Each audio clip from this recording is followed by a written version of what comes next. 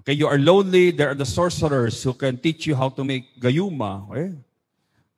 Kaya kapag palagi may taong nagbibigay palagi kayo ng chocolate cake, mag-ingat po kayo. Okay? All my cases, nagtaka nga ako noon because why would gayuma be always mixed with chocolate? At sabi ng isa, Father, because you cannot taste the gayuma, okay, pag with chocolate. Okay? So, be careful kapag marami. Kasi I had cases wherein pinapakain sila ng kain naman ng kain, okay? Later, na-possess na, o, okay, parang naging obsessed na, okay, sa maling tao, okay, sa maling to the wrong person. Right? So devil can attach the emotions and make you feel obsessed with a person. If you unfortunately eat a gayuma and you're not in the state of grace.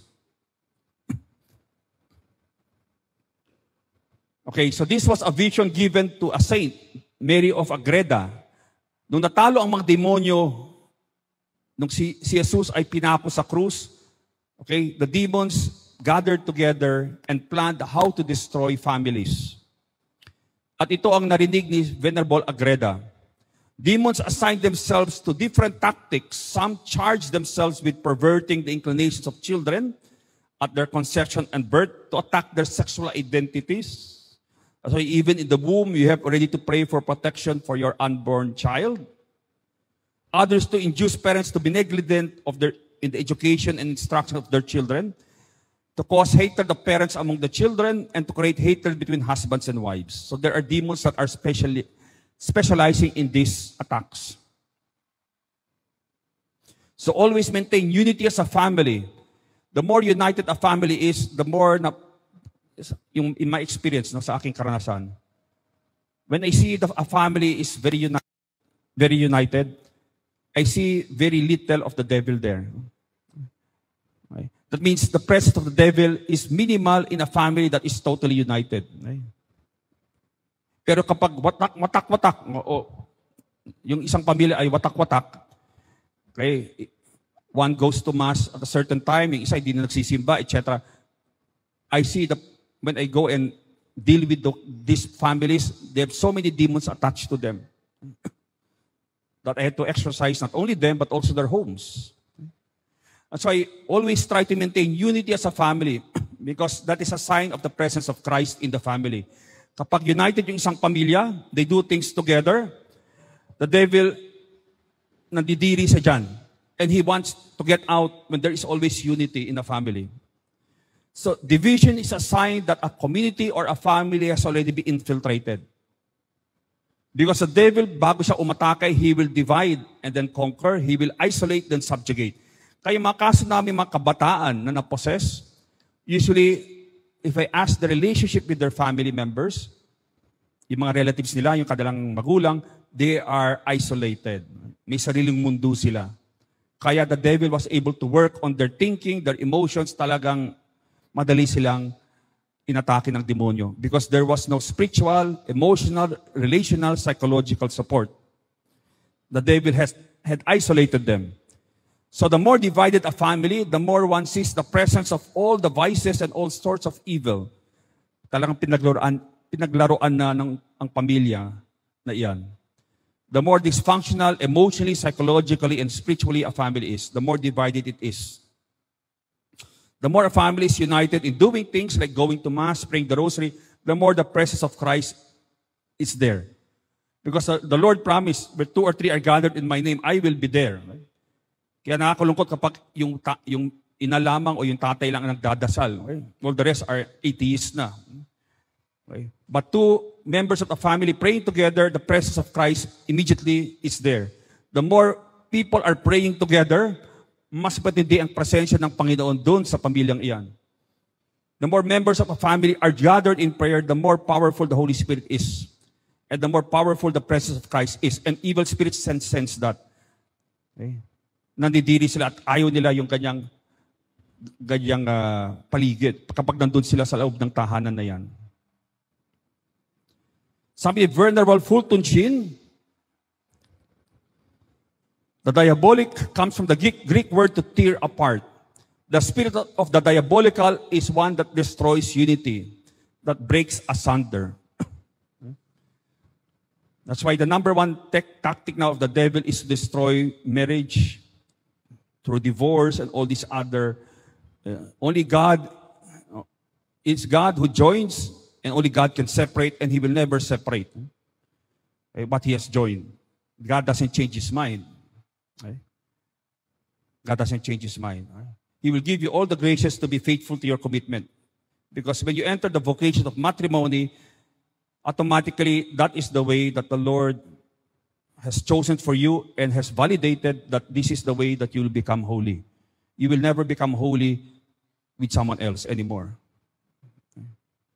So when I became a priest, when I got ordained, I cannot simply say, Lord, parang mahirap na. Puro kademonyo yung nangyayari sa akin. Di ba? Ang dami mga harassments. I can say, can I take a break? Can I leave the priesthood and find another life? Hindi pwede yun, di ba? Love always makes a choice. It's not what you feel like. It is always a choice. And it is a choice that is committed to the end. So go as a family to the sacraments, the Mass, pray together. Unity is not simply the absence of conflict, hindi nagpapansinan, but the proper ordering of priority. Okay? That means you are living out the family values, the values of Christ. The family therefore becomes like an army difficult to defeat because of its united front. Be very watchful of this opening to the diabolical, highly charged negative emotions. They attract spirits that come in and they aggravate. Halimbawa, may matinding away sa loob ng isang tahanan. That attracts always evil spirits. That's why after a bad fight, use sacramentals like holy water around the place. Okay, so that whatever spirits have been attracted into the house will be expelled. Or else, kapag may mga pumasok sa inyong tahanan, dahil may matinding away kayo, at may pumasok doon mga masasamang spirito, your next fight will be even worse. Because ang mga demonyo ay gagatungan nila yung inyong mga hurt feelings, yung inyong mga sugat because of the original fight. So always use the sacramentals so that you always create a sacred atmosphere in your place. Okay? Kaya nga most of the haunted houses na I exercise, I always ask, number one question is, how are you as a family? Usually, maraming away. No? Maraming sugat, maraming kapuotan. Right? Remove all dissension and strife from the home. This attracts powerful demons. When there is interpersonal conflict, afterwards, use immediately sacramental so that the demons do not aggravate the environment, so that the next time you fight will be even worse. The parents use the sacramentals over the children in the house. Okay? So remember, holy water is useless on your altar. You have to use it regularly. Okay? Dapat ginagamit nyo yan madalas. Siguro, depending upon your place, no? Once a week or once a month, depending upon what you're experiencing. But use the holy water around the place. Don't leave it in the altar. It's useless there. Okay? Kasi may isang santo na nakita nandun yung isang sagradong bagay, tapos nakita ng santo na the demon simply, medyo umiwas lang siya ng konti. Okay? So, use the holy water around your home and add a prayer always. Lord, keep my home free from evil and may the Holy Spirit dwell here. Always add a prayer. Because mas mabisa yung mga sacramentals kapag may dasal, may kasamang dasal. Because may kasamang pananalig at pananampalataya sa Diyos yan. Faith, the use of the sacramentals with more faith makes the sacramental more effective. And remember, parents, when you were married, the Lord gave you spiritual authority, hindi lamang moral, but and physical authority, but also not only moral and physical, but also spiritual authority over your kids. So when you pray over yung mga anak ninyo, that is a sacramental, napakalakas niyan. It is a sacramental. That's why yung sad thing is, may mga kaso kami na the father or the mother was the one who cursed the child. Natamaan kagad yung bata. Because they misuse their spiritual authority. Okay? So, remember, dear parents, we have cases wherein children were possessed, but the parents use the sacramentals regularly sa kanilang mga anak, like holy water or exorcise oil sa noo ng kanilang mga anak. And later on, the children were liberated from all diabolical attacks. Right? That is how powerful the sacramentals are. Used by parents because of the sacrament of matrimony. Nung ako inordinahan isang pare, the Lord gave me spiritual authority to cast out demons. When you were married, yung mga mag-asawa who were married in the church, the Lord gives you spiritual authority to cast out demons from your family. Right? Because you have spiritual authority over the members of your family. That is the domestic church that the Lord has placed you in. Right. So the right of the parents over their children is not a right of lordship, right, but the right to safeguard them and develop the seeds of holiness in them. The best gift that a parent can give to God is a holy child. Right? Not a rich child, not a child with so many degrees, or he has a high position in the government, or a high position at work. The Lord doesn't see that. He only sees the soul.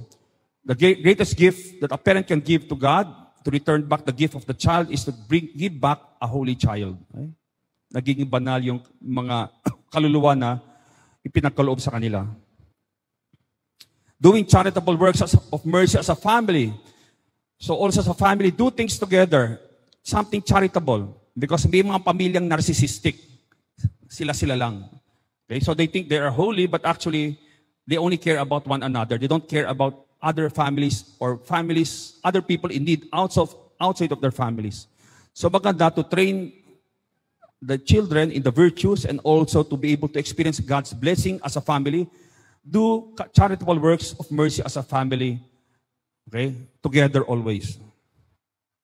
Sabi ni St. John Paul II, the great danger for family life in the midst of any society whose idols are pleasure, comfort, and independence lies in the fact that people close their hearts and become selfish.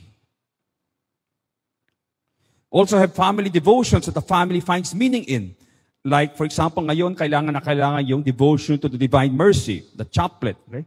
So try to have some beautiful devotions that you can hand on to your children, and the children will hand on to the next generation. Have a real devotion to the saints and angels. Okay. Especially Mama Mary. Of course, the most important thing, sacramentals in Mama Mary's armory are the three. First, of course, the rosary.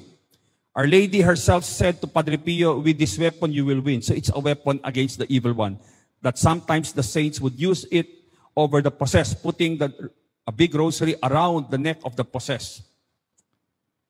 When people say the rosary together, sabi ni St. Louis de Montfort, it is far more formidable to the devil than one said privately because it is an army that is attacking him.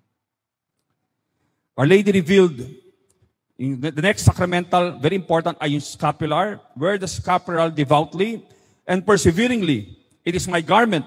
To be clothed in it means you are continually thinking of me. I remember one story of a demon trying to attack a person. At nakita ng taong ito, na dapat magiging biktima ng demonyo, suddenly Mama Mary appeared. At sabi ni Mama Mary sa demonyo, can't you see this person, it belongs to me. He is wearing my garment, the scapular. Right? So wear the scapular. To be clothed in it means you are continually thinking of me. And I, in turn, am always thinking of you and helping you to secure eternal life. Sabi ni Sister Lucia, may nagtanong sa kanya, why you think Our Lady appeared with the scapular in the last vision to the children of Fatima? She replied, she meant that all Catholics should wear the scapular as part of the message. The scapular and the rosary are inseparable. Our Lady said naman to Saint Dominic, one day through the rosary and scapular, I will save the world. Of course, the last most important Marian sacramental is the miraculous medal. Okay? Kapag may mga matitigas na tao na ayaw talagang bumalik sa Diyos, many miracles have been seen when they would start to wear, when someone would influence them to wear a miraculous medal around their neck. Suddenly, after some weeks or even days, biglang nagbabago ang kanilang isip. Gusto ko nang magkumpisal. I want to go to confession. Okay? So this is a medal, very important if we desire to convert sinners. Let them wear it around their neck. Okay, its specialty is, one of its major specialties is conversion of the hardened sinner. Pag mayroong isang tao sa pamilya ninyo na medyo lumalayo na sa Diyos, let the person wear this medal and around his or her neck and do the proper prayers to Our Lady. So sabi ni Mama Mary to Saint Catherine Labouré, have a medal struck after this model. All who wear it will receive great graces. They should wear it around the neck. Graces will abound for those who wear it with confidence. So this sacramental is only one of 3 in the history of the church to be liturgically honored. The other 2 are the rosary and the brown scapular. So sabi ni Father Gabriel Amorth, so I was really blessed to have met him still and trained under him for a few years before he passed away. You know? I was still studying in Rome. I was just a new exorcist. That was 2001. I've been in the ministry already for 22 years. And it was not easy. But he had been in the ministry much, much longer. No? At marami siyang mga real experiences of the diabolical bad cases. So if you have a need, for example, you want to get healed or to be liberated, sabi ni Father Gabriel Amorth, you can do a pilgrimage to a Marian shrine. Sabi niya, I know how efficacious are the pilgrimages to Marian shrines. So go with a certain need. Okay? Go to a shrine, go on a pilgrimage for that intention. So that has always been done by the saints. Sabi niya, I founded the International Association of Exorcists. You know who inspired me to do it? Mary the Madonna did. In fact, the association is consecrated to her. Sabi rin niya, the devil recognized the power of the rosary when he said, if men knew the power of the rosary, I could do nothing against them. In another occasion, the devil said, every Hail Mary makes hell tremble. So, itong painting na to, I always love to show this painting because I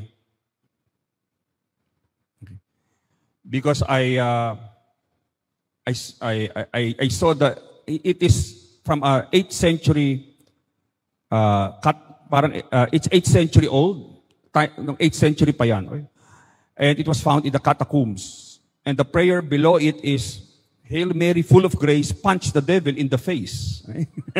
Kaya nakita sinasapak ng ating mahal na ina yung demonyo. Okay? So, Hail Mary, full of grace, punch the devil in the face.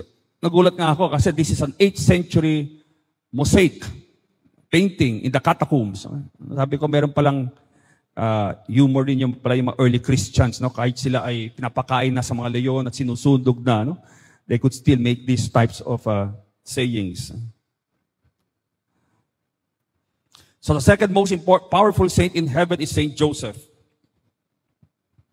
Saint Joseph is a terror of demons. He protected the Holy Family and will also protect our families if we invite him into our homes.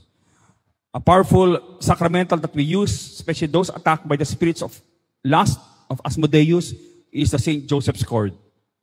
Okay? Very effective sa mga temptations against chastity. Create a sacred atmosphere in your home.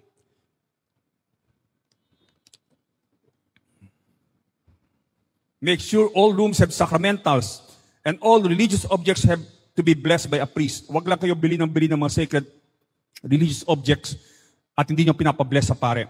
Because a number of times, the demons attach to these religious objects. I remember yung isang in-exercise namin na bahay, the demon was in a big statue of Christ the King. Okay? So tinanong ko, Na-bless ba to? Hindi, Father.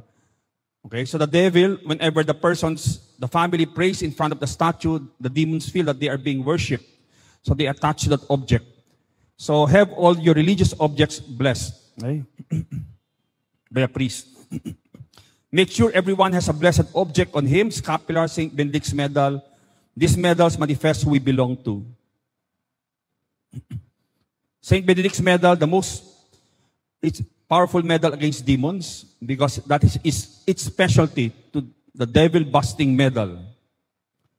Sabi ni Blessed Anne Catherine Emmerich, the St. Benedict's medal is a preventive against poison, pestilence, sorcery, and the attacks of the devil. This is a very important medal if you feel you are being attacked by curses, mga barang, kulam, may nakaaway kayo, tapos yung madalas, we have a number of cases wherein parang nainggit lamang yung isa, tapos pumunta kagad sa mambabarang o mangkukulam. Tapos pinakulam na nila, no? The person who they were envious or jealous of. Okay? It's something very, there is no real no reason, no?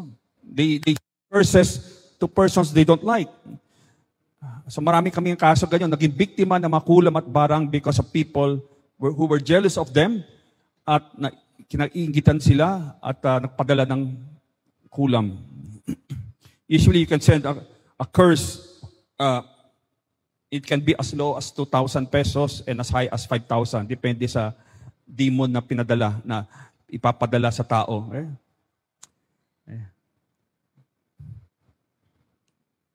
Now in the book of Exodus, God states, "You shall not have other gods besides me."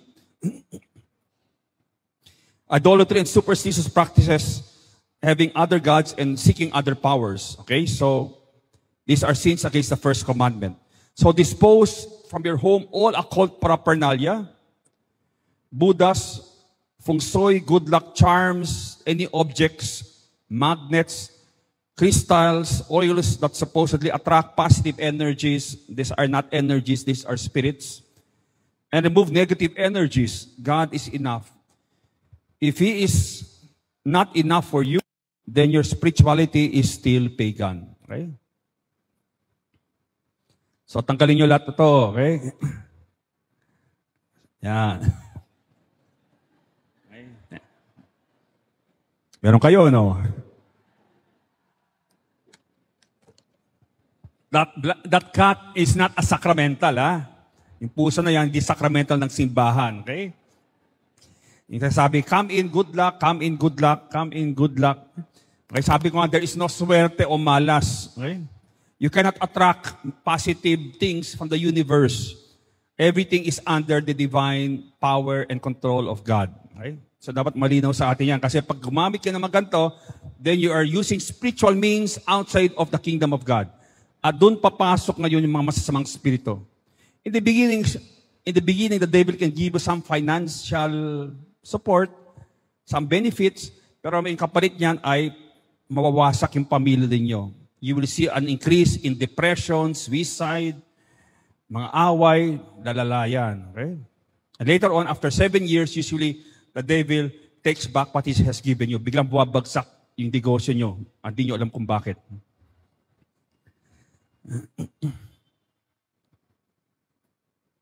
So always have on hand a manual of prayers of liberation and protection. Pray them regularly and from the heart. So when we have, pag meron kayong mga prayer books para sa healing, don't forget to also have prayer books to expel evil spirits. Right? Because the devil is much more dangerous than a sickness. Okay? And many people, naniniwala sila sa demonyo, but they do not have a practical knowledge of the devil. Paano siya umaatake?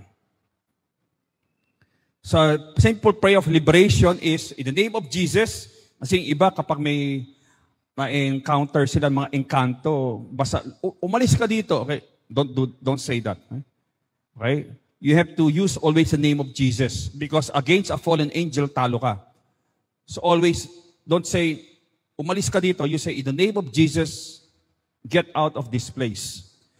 In the name of Jesus, command the demon to depart. I command you, evil spirit, halimbawa, binabangungot ka, gumising ka. In the name of Jesus, I command you, spirits harassing me now, I command you to depart and go to the foot of the cross. Ibig sabihin, sa paanan ng krus. That means I send you to Jesus. We send them to Jesus, so Jesus will deal with them in accordance with His will. And then, pray to the Holy Spirit. Lord, fill up the empty spaces left by the spirits. I fill up, have an infilling of the Holy Spirit. Okay, command to depart. Tell them where to go or else baka pumunta sa kapitbahay ninyo. Okay? So, ingat kayo dyan. Okay? I remember one exorcist, no? He was exorcising a demon. Sabi ng demon, saan ako pupunta? Sabi ng exorcist, kahit saan. Pumunta, ha? Sa kubeta, doon sa toilet, pwede ba? Sige, punta ka dyan. After the exorcism, nag-CR siya. Doon, he experienced physical assault, right? Sa banyo, right? Because he sent the demon there and he forgot that he sent it there, it was there. Right? So hinintay siya na mag-CR, tapos doon siya inatake. Right? Okay, use the holy water, exorcise oil, exorcise salt, blessed candles, blessed bell. Okay? Exorcise bell. Okay? So I usually use exorcise bell because it creates a sacred sound. So pag binabangungot ako, halimbawa may mga cases ako na malala, tapos inaatake ako yung sa gabi, the day before, I simply just wake up, I ring the bell, and I command the spirits to go. I don't use so much anymore holy water. I simply ring the bell. It creates a sacred sound and very effective in exorcisms. Right? It should be blessed properly also. Right? Candles create a sacred, when the candle is lighted, it creates a sacred smoke that will purify the entire place. Kapag halimbawa marami kang distractions, hindi ka makapagdasal, light a blessed candle. That will remove all distractions. Common areas of infestation. Usually, mga kwarto na malapit sa mga matatanda at mga talagang lumang-lumang mga puno. Corner rooms, use as sacramentals there. Mga kwarto sa sulok-sulok. Usually, demons tend to attach to trees and corner rooms. Bathrooms and toilets, mga bodegas, doon sila usually nananahan at kumakapit sa isang bahay. Playrooms, large mirrors, especially antique mirrors, madalas sila kumakapit rin dyan. No? Kaya marami mga cases ng mga kabataan na nagmamass possession because they went to a mirror and they conjured a spirit. Okay? Halimbawa sa CR ng isang school, okay, nag-Bloody Mary sila. No? They try to conjure ghosts and they get possessed. Gregorian music played regularly in the home. It creates a sacred sound. So if you want to create a sacred sound in your room, play Gregorian music. Pag inaatake ka ng demonyo, play Gregorian music. Very, very effective. Because the devil hates Latin, and especially Latin prayers. That's why when we do an exorcism, I always command in Latin. Because ayaw ng demonyo yung Latin. And also, it also tests if the person is really possessed. Because if the person is able to understand what I'm saying in Latin, ibig sabihin talagang possessed yung tao. Okay? Minsan, the devil will even correct us exorcists. They will say, Father, mali yung Latin ninyo. Eh. Dapat ito yung pagbigkas niya. No? Tama. Okay, so that can happen. Don't forget to have your animals blessed also, because demons can possess homes, objects, and animals and plants, like baleta trees. So remember, the elementals, the wandering souls, the pagan deities, mga anditos natin are all fallen angels. Okay? There's no such thing as wandering souls. Okay? Yung mga kaluluwa na naiwan dito. There are poor souls in purgatory. They can ask for prayers, but hindi sila attached dito sa mundo at hindi nila alam kung saan patungo. Okay? They are stuck. That is wrong. When we die, we're immediately judged by God sa particular judgment. At the very moment of death, hinahatulan na tayo ng Panginoon. Okay. So also be careful about the internet because there are now more and more cases of persons getting possessed through the internet because there are curses attached to certain occult sites. Na kapag binuksan mo, may kulam na kagad na lumalabas. Okay.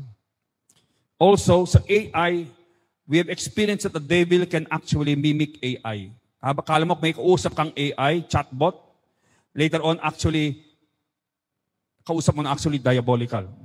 Pinatay na niya yung AI, the chatbot, kausap mo na Kaya may mga cases wherein, iba na yung sinasabi, magpakamatay ka na, ito yung ganon. Okay, so the devil can always enter into anything electronic. Kami, halimbawa, in the ministry, they call us up. The demons call us up through our cell phones. They text us. They have power over anything electrical. Okay? Minsan nandun yung cellphone ng may-ari, yung possess. Biglang nagta-text mag-isa sa phone namin. Okay? Kahit nandun sa tabi. Okay? So the devil is able to manipulate everything, anything that is electrical. As I usually, before I pray, before I give a talk, I always pray. Because usually, in the beginning, nung hindi ako nagdadasal, usually namamatay yung ilaw, nauubos yung baterya dito, no? Okay, nagkakaroon ng brownout, okay, etc. Okay. Okay, I will just skip this. The two major effects of the internet, according to psychological studies, anger and despair. So these are the two major signs of the diabolical. Yung galit na galit at sobrang lungkot. Okay? The virtual world is the world of the diabolical also. Why? Because many young people are now isolated and alone. Because even though they are with their family members, they are all alone together. They are not looking or talking with one another. So that's why the devil has used the number one entry point of the diabolical these days is through the social media, especially mga gadgets. Okay?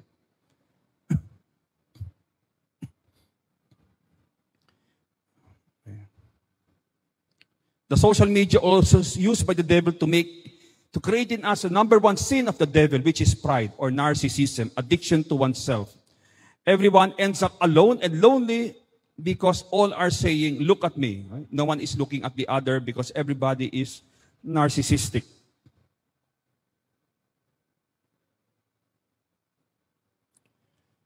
Three signs of the diabolic, sabi ni Venerable Fulton Sheen, that the diabolic has entered a family or a community. Okay. First is, in the Gerasene demoniac, si Legion possessed a person, nung na-possess yung tao, the person was nude. Okay. One sign of the diabolic is a highly sexualized presence. Okay. That means there's a strong presence of lust. Split personality. Okay. There seems to be a lot of mental illness. And that is a number one problem now of the young, according to all studies, mental illness. Okay? Kahit ang dami ng developments sa psychiatry and psychology, we see that it is not addressing the cases of mental illness. Mas lumalala pa ang mga taong mentally ill. Dumadami pa nga. Because nakakalimutan ng mundo that man is made out of body, soul, and spirit. You cannot separate that. They're trying to address a spiritual problem simply with psychological techniques and medication. Okay? Kahit yung si Legion, nung pinopossess niya yung isang tao, even though with all the medications, it will not liberate the person. With all the medication. The third is violence. Okay? Now we see a lot of rudeness, anger, and violence. Anger at authority, at all authority. The sad thing is that culture now is making a lot of young people angry at anyone in authority. Yung mga magulang, yung simbahan, yung mga teachers, etc. No? They are making, if you notice, there's a lot of rudeness and anger in the internet.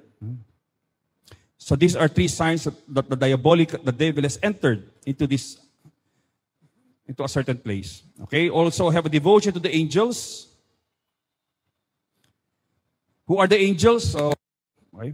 Angels are spiritual creatures who glorify God without ceasing and who serve His saving plans for other creatures. Okay, so they can give us inspirations in our mind and also consolation. Halimbawa, we are sad, suddenly we feel some joy when we are praying. That's from the good angel. Or we see someone in need and something, and biglang may pumasok sa ating isipan na, uy, tulungan mo naman yan. Okay? That is Jesus. That's from the good angel. Okay? So as the demons can tempt us, the good angels can inspire us. Saint Michael for diabolic attacks, have devotion to him. Pag may sakit ka, Saint Raphael. When you do evangelization, Saint Gabriel, you should have a devotion to Saint Gabriel para maging mas may epektibong mga saksi. Have a devotion also to the guardian angels. Children who have proper devotions to the guardian angels, usually yan yung mga bata na lumalaki na walang problema. Okay? Kaya nga bata pa lang dapat tinuturo nyo na yung turo about the guardian angels. Teach the children how to pray the guardian angel prayer. Bata pa lang. Because the angels will also wait for a go signal before they enter into your life. Hindi lang basta-basta papasok sa buhay mo unless you give them a go signal, and that is through devotion. Okay, there is the angelic chaplet that is sacramental to the angels. So, St. John Paul II says, family, become what you are. Okay, that's the challenge to families. Okay, so it devolves on parents, ito yung huling mga slides, it devolves on parents to create a family atmosphere so animated with love and reverence for God. The Father who lives on earth, the very fatherhood of God. Sabi ni St. John Paul II, the place and task of the Father in and for the family is of unique and irreplaceable importance.